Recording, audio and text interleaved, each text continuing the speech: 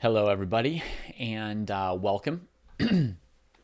Today, I'm going to be explaining to you my take on the most famous chess game of all time, basically. I think this is the game that the most people have seen, the most people have tried, the most people have played, played over, and probably the game that has the most total videos about it and articles, etc., etc., etc., everywhere. And I would argue that that is because this is a fantastic teaching game. Very, very, very clear what the narrative is, what the story is. And Morphy's play in this game is kind of a model that anyone could try to emulate profitably. A lot of times modern master games are very complicated, opaque. The reasons are below the surface, and the principles involved are tricky and case by case and based on long variations. And it's harder to learn from that sometimes than from a nice, clear one player just beats down, smacks down somebody else. Sometimes you need a real punching bag to get a clear teaching game, and the Duke and the Count certainly provided that in this case. It is my hope, goal, and intention to, while recording the 1000th video on this subject, somehow record the best one yet. The setting: Paul Morphy, an American genius traveling to Europe, 1958, in a box at an opera, playing against the Duke of Brunswick and Count Isuard in consultation. Now, consultation is something rarely done now, but it's a fantastic concept. The idea is you're playing a game with someone on your team and you're discussing your moves together, right? So you might say, I think that we should play h4 to get the rook into the game. And your partner might say, well, I've heard the center is really important. Should we maybe move one of the center pawns instead? And you discuss for a little bit and you have to be able to come to an agreement, but then you come up with a move together, you play it, etc. And it's a fantastic way to foster discussion and argumentation, which in turn are fantastic ways to foster your development and improvement as a player. So I highly recommend that you try out playing consultation style chess with some of your training partners against some other training partners. But for the moment, we are going to see a consultation that does not go very well. Although, I mean, long term it might go well because they probably learned a lot from this game. But the Duke and Count here are going to play black and be the foil, the punching bag for the genius of Paul Morphy. He begins with e4, e5, as he generally always did. King pawns, double king pawns, knight f3. And here the Duke and Count played d6, defending the pawn on e5 robustly with this pawn after it gets attacked by the knight. And since this pawn only protects e5 and not d4, and this knight attacked e5 and increased control over d4, it's very natural that white now advances in the center with d4. You may know that one of the most common moves in this particular position here for black, or the number one most common move in this position for black, is knight to c6, a kind of opposite side of the board mirroring of what the knight on f3 does. This knight competes for the same two pair of central squares that white's knight on f3 competes for while developing a piece. It's basically a nearly perfect defensive move from black, this knight c6 move. In this game, black plays d6, so white thinks, well, I can advance in the center with d4, increase the pressure on e5, increase the scope of the queen, and maybe gain some ascendancy in the center. And in fact, most people in this position as black nowadays will make the trade on d4, which doesn't happen in this game. So here's the move in this game, which we'll get back to in a second. Most people will take on d4 in this kind of a situation and allow white to make this slightly nicer center than black. The other thing you can see is knight f6 counterattacking this pawn, followed by hunkering down and trying to defend e5 with knight d7. But you see black now putting the knight where it blocks the bishop. It's not out on c6. It's not fighting over d4. Black's assuming a somewhat restrained defensive position, conceding that white may have some some greater freedom in the center. In this game, the Duke and Count chose a move that's intended to fight back quite violently for control over d4 and e5. The bishop tries to basically counter the influence of the knight because of the presence of the queen behind the knight. And the idea is we're now taking away the knight's attack on e5 and protection on d4. And with the next move, maybe knight c6, black would try to win the battle for these two squares. However, there's sort of a mini tactical refutation to bishop g4, and that's the reason this move is never played anymore, basically. Or certainly not by masters. Every move, gets played now and then by the hundreds of millions of chess players around the world logged into their computer terminals right now. But bishop g4, it's trying to influence by sort of controlling the knight. This is sometimes called a pin, and people assume the knight can't move. But there are ways tactically to work out of that, and Morphy demonstrates one of them here by just taking on e5. And now the Duke and Count realize that if they take on e5, they will actually lose this pawn. Even though knight takes e5, bishop takes queen isn't good for white. What white can do is trade the queen on d8. With check, black has no time to capture this knight. Of course, got to deal with the queen. And then white takes the pawn on e5 for free. Okay, so in this position here, because of queen takes d8, the Duke and Count had to trade the knight on f3 in order not to lose a pawn. So they're going to have to trade off the knight. And then after white recaptures the piece, which is more important than the pawn, right? We have to prioritize the piece. Bishop or knight are worth more.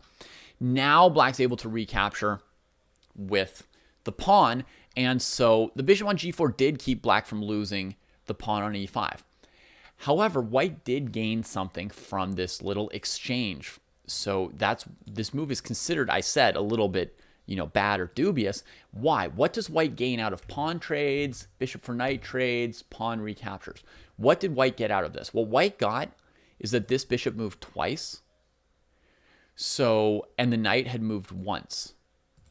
So if you look at this, you'll see white getting their first little advantage in time. The knight moved once. The bishop moved once.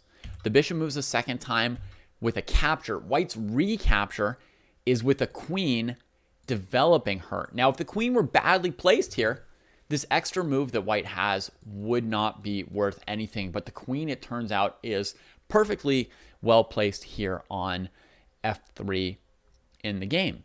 So white has gained one little tempo of development here with the queen, and white continues developing very, very aggressively this game. Here we see Paul Morphy threatening Scholar's Mate on f7.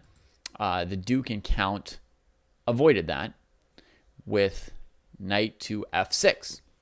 Good developing move. Now, the simplest looking development for white is not played here by Morphy. This is one fancy move already here. One not straightforward move in a mostly straight down the middle game by Morphy. But it shows that, Paul Morphy wasn't only straightforward moves. He mostly got to win this game with straightforward moves. But he had a degree of flexibility and genius and ability to, look for the right move even if it isn't following a normal principle, right? Here he's going to move this piece a second time. And clearly, normal development here would be either knight c3 or bishop g5, right? A lot of people would just sort of throw their pieces at black, I would expect. Like bishop g5, trying to pressure this is logical based on where your other pieces are. But since black can defend that point easily with the bishop, it just tends to trade your bishop for either black's knight or bishop, which won't accomplish much for white. And then we could sort of throw the knight at the problem, trying to play knight d5. But again, the move knight d5 is only going to just trade a bunch of pieces, right? So white wouldn't get an amazing advantage by playing this way. Black can either play c6 to keep white's pieces out of that square, or black could flexibly develop the knight here to support f6, or black could even plunk the knight on c6 and then bring it into d4, because white's actually not really threatening anything very powerful here. So in this position, Morphy played a non-obvious move, and there is a false opening principle that you may hear somewhere at some point, which says do not move the same piece twice in the opening. This is false. Moving the same piece twice has an obvious disadvantage. The disadvantage is you're not bringing out a new piece, and bringing out new pieces is good. Strengthening pieces that are not currently performing or not currently good is a good thing to do. So moving a piece twice passes up the chance to do that. However, sometimes moving a piece a second time is worth it. In this case, Paul Morphy makes a very, very powerful threat. And if black just ignored it and said, well, you're moving a piece a second time, I'm just going to develop, then something like this could happen. Check, king here, checkmate. And black's like, but I was developing my pieces. You moved your queen an extra time. Tough luck, buddy. Chess is not that easy that you can always determine with 100% certainty the right move based on one principle. There's a whole bunch of different principles at play. In this case, Morphy's using the principle that if you make a really big threat, sometimes they got to deal with it, right? Or so black has to deal with it. Morphy's got a second threat of queen b7, so he's actually already using a tactical double attack to potentially win a pawn here. Black defended the f7 point with queen e7. And here Morphy had the opportunity to win a pawn with queen takes b7, but passed it up in order to keep developing rapidly. I can't tell you with total certainty myself whether he should have taken the pawn or continued developing. Both moves are very strong. I can tell you that probably the reason he didn't take this pawn was because black would have traded queens with this trick over here, queen b4 check and queen b7. If black didn't have that resource, then this pawn would have just been the first step towards a free rook. You see this piece is completely trapped. And in general, black is suffering right now from something called weak light squares. That's because the c8 bishop has been traded. It's very hard for black to counter white's bishop. I mean, you saw Morphy with the move queen b3. What kind of squares is Morphy attacking? f7, b7, light squares. And black is struggling to defend those squares, right? And after queen b7, I mean, this rook would kind of be trapped on a light square and black would be done, except for queen b4, which is a double check and sort of bails black out into a one pawn down endgame, where they also continue to have weak light squares and a couple other little positional disadvantages that we won't quibble about right now. What Morphy did in the game is played knight c3, which is just developing quickly and saying, you know, well, if black spends time defend, he could always take b7 next move if he wanted to, right? So, because he's now avoiding queen b4 check. So he's still threatening b7, so he's developing a piece, and if black wants to protect b7, black's going to have to play another non-developing move, as happens in the game. And it's a hard square to defend, right? So the only way black could find to defend it was to play c6, a pawn move, letting the queen cover it sideways, and Morphy figured that would be a bad move, so either he gets the pawn or he gets, you know, another bad move out of black, and he continues developing rapidly here. By the way, if black played queen b4 now, Morphy could get this pawn on f7 and disrupt the king, because this is check. Yeah. So c6 was played by the Duke and Count. They protect their pawn on this second chance or second life it's been given, and Morphy continues developing bishop to g5. This is much more effective in general if your opponent doesn't have a bishop to support the diagonal, right? Because here, it is hard for black to find a good place to move the knight without having the queen captured. And if the queen moves away, then sometimes you can take the knight and spoil black's pawn structure. I mean, obviously, bishop f7 and queen b7 are stronger moves here, but just to show you, this would be sort of like a spoiled pawn structure. So sometimes a bishop on this square can tie your opponent up a little bit, and it will do so in this game. Now, what does black want to or need to do in this position? I think the main thing that black wants to do is bring this knight to d7 to support the knight on f6 and continue developing. The other thing black would like to do is move this bishop That's a little bit trickier to do. One option is to move your queen out of the way so the bishop could come out. Another option would be to play g6 to bring the bishop out. Finally, you could play maybe h6 if this bishop's really bothering you, with the idea of g5 and bishop g7. That's what black would like to do.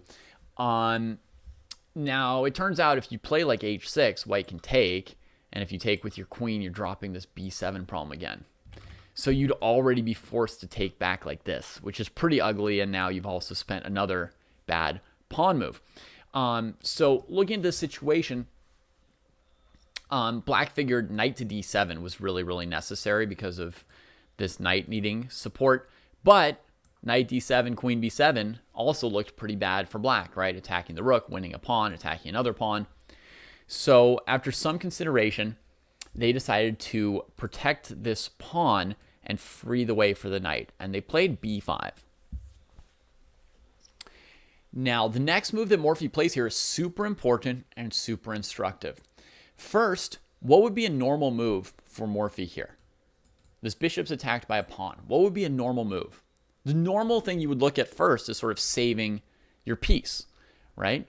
Well, if Morphy just retreats the piece, and notice it doesn't have any safe square going forward, right? All those squares are controlled by black. So if he saves the piece, then black puts the knight where they want to. And you'll see that this pawn structure black set up is restraining Morphy's pieces a little bit. Although Morphy's a bit ahead in development still. He's got no real threats and nothing really obvious to attack in black's position at the moment. And black has supported the knight. So then the next thing you can start doing is you can start trying to get clever. Like, well, they're attacking my piece, but do I have any other moves that are counter threats that are as important as that? Might play a move like bishop takes knight might come to mind, right? Attacking the queen. But now that your queen can't take on b7, black's actually free to take with their queen instead of their pawn.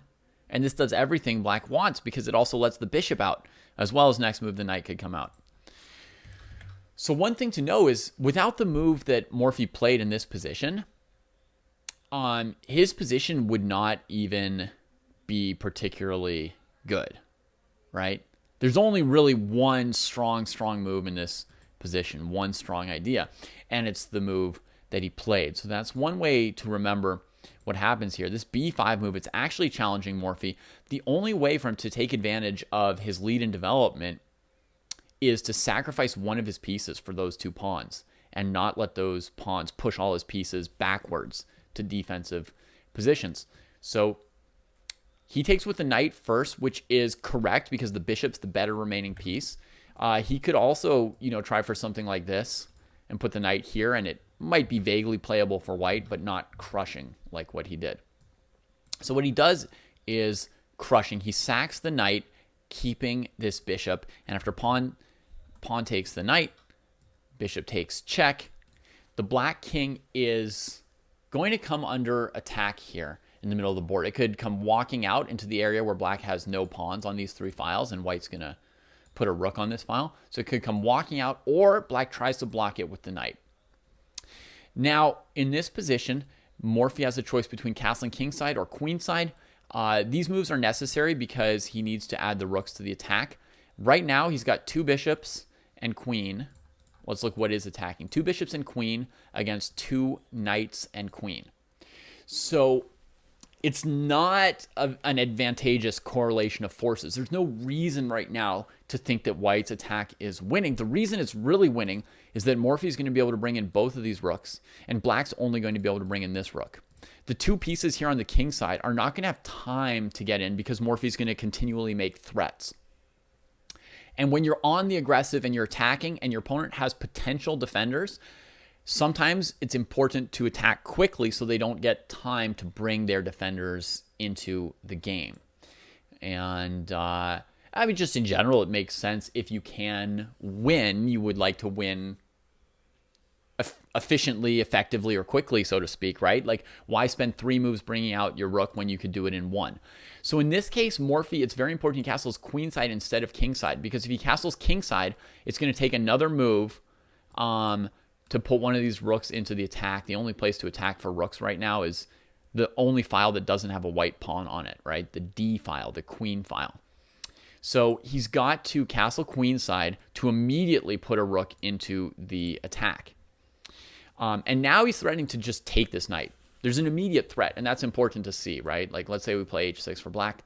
Bishop takes knight, check. If black takes with the queen, you get black's queen. If black takes with the knight, you get black's queen, right? So there's just an immediate threat in this position after he castles queenside to just capture this knight, because this knight is not, I mean, it's sort of defending it and protecting it, but often at the cost of the queen. Okay, so black brings a defender, rook d8.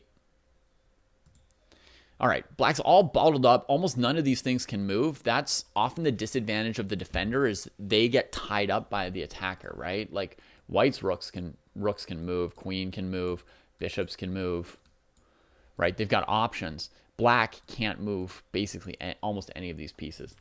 Nevertheless, it's important to be efficient and fast. And what Morphy wants to do here is put this rook on d1, right? The slow way is rook d2 or rook d3. Right? And then next move, you bring the next rook. But there's just simply a faster and more effective way to do the same thing, which is you just trade the rook off and then you bring the next piece. A lot of people are impressed like this, like some fancy sacrifice.